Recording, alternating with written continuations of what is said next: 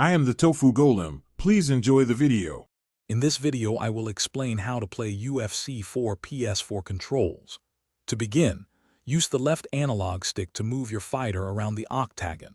For basic strikes, press square for a jab or triangle for a cross. Use X for a lead hook and circle for a roundhouse kick.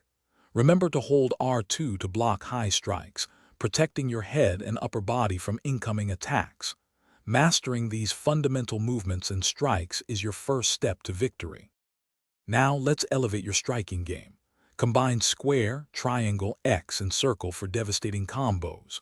Hold L1 while pressing a strike button to unleash a powerful attack, but be mindful of your stamina. To target the body, hold L2 and press a strike button.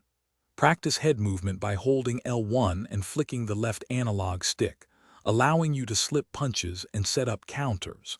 Feinting by tapping a strike button can also trick your opponent. Moving to the ground game, initiate a takedown by holding L2 and flicking the right analog stick in a direction.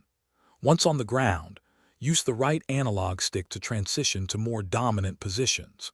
To enter a clinch, hold R1 and move the right analog stick.